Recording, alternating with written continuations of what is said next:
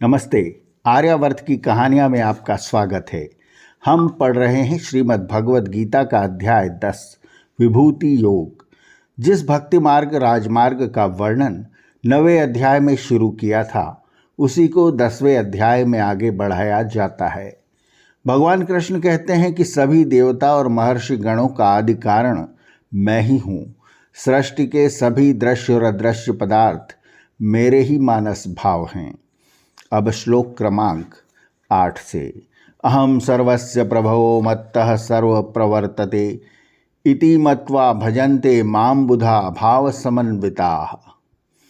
यह जानकर कि मैं ही सबका उत्पत्ति स्थान हूँ और मुझसे ही सब वस्तुओं का संचालन होता है, गति होती है, ज्ञानी जन भाव युक्त होकर यानी भावना पूर्वक मेरा स्तवन भजन करते हैं। मच्चिता मदत प्राणा बोधयन्तः परस्परम कथयन्तश्च माम नित्यम तुष्यन्ति च रमन्ति च। वे मुझ में मन लगाकर मेरे प्रति अपने प्राणों को अर्पण करके परस्पर बोध करते कराते हुए एवं मेरी कथा कहते हुए सदा उसी में संतुष्ट और चित्त को लगाए रहते हैं। तेषां सतत युक्तानां भजतां प्रीतिपूर्वकं ददामि बुद्धि योगम तम येन मापुपयन्ति ते। इस प्रकार जो लोग लगातार युक्त होकर अर्थात चित्त लगाकर प्रेम पूर्वक मेरा स्मरण और ध्यान करते हैं उन्हें ही मैं समत्व बुद्धि की युक्ति यानी योग देता हूँ, जिससे वे मुझे प्राप्त कर लें।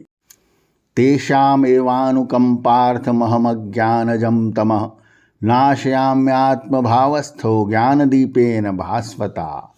और उन पर अनुग्रह करने के लिए मैं उनके आत्मभाव यानी अंतःकरण में प्रवेश कर तेजस्वी ज्ञान दीप से उनके अज्ञान रूपी अंधकार को नष्ट करता हूँ।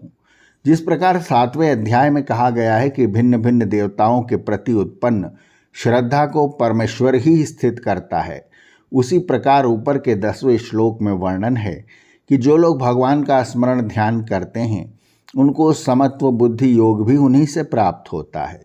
परमेश्वर में सबका और सबका परमेश्वर में रूप देखकर स्मरण ध्यान करने वाले को समत्व बुद्धि योग अनायास ही प्राप्त हो जाता है। कर्मयोग की जिज्ञासा होने पर उस पर आचरण से जिस प्रकार पूर्ण सिद्धि की ओर मनुष्य अपने आप खींचा चला आता है, यही स्थिति परम स्वरूप के सतत स्मरण और ध्यान से भी प्राप्त होती है। अर्जुन उवाच परम ब्रह्म परम धाम पवित्रम परमं भवान पुरुषं शाश्वतं दिव्यमदादिदेवमजं विभुम् आहुस्त्वां ऋषयः सर्वे देवर्षि नारदस्तथा असितो देवलो व्यासः स्वयं चैव ब्रवीषि में। अर्जुन ने कहा, तुम ही परम ब्रह्म परम धाम यानी सर्वश्रेष्ठ धाम और पवित्र वस्तु हो। सब ऋषि जैसे नारद, असित, देवल और व्यास तुम्हें दिव्य एवं सनातन यानी शाश्वत रहने वाला पुरुष, आदिदेव, अजन्मा, सबके ईश्वर अर्थात सर्वव्यापी कहते हैं और तुम स्वयं भी मुझे यही कहते हो। सर्वमेतद्दूतं मन्ये यन्मां वदसि केशव नहि ते भगवन् व्यक्तिं विदुर्देवा न दानवाः। है केशव, तुम जो कुछ मुझे कहते हो उसे मैं सत्य मानता हूँ।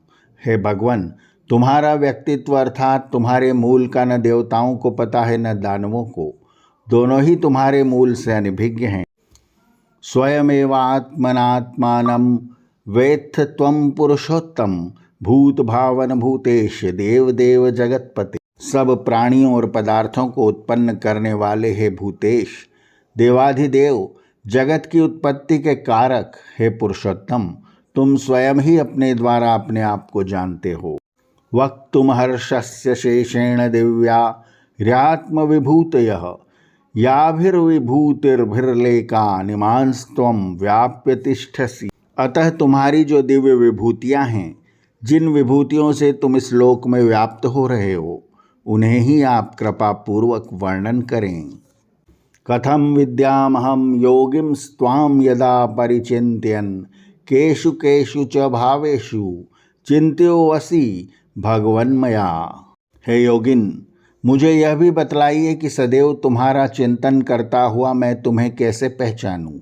अर्थात किस स्वरूप में चिंतन करता हुआ तुम्हें स्मरण करूं, और हे भगवान किन किन प्रमुख आविर्भूत रूपों में तुम्हारा स्मरण करूं। विस्तरेणात्मनो योगम विभूतिम च जनार्दन भूयः कथयः तृप्तिर्महि शृण्वतो नास्ति मे अमृतम। हे जनार्दन, अपने विभूति और योग शक्ति का मुझे विस्तार से वर्णन करो, क्योंकि तुम्हारे अमृत तुल्य भाषण को सुनकर मेरी तृप्ति नहीं हो रही है। अर्जुन के इन प्रश्नों का उत्तर हम सुनेंगे भगवान श्री कृष्ण के मुख से अगले अंक में। आर्यावर्त की कहानियाँ चैनल को सब्सक्राइब करें और बेल आइकन के बटन को दबाएं, ताकि हम जब नया वीडियो लेकर आएँ तो उसकी सूचना आपको तुरंत मिल जाए। धन्यवाद। नमस्ते।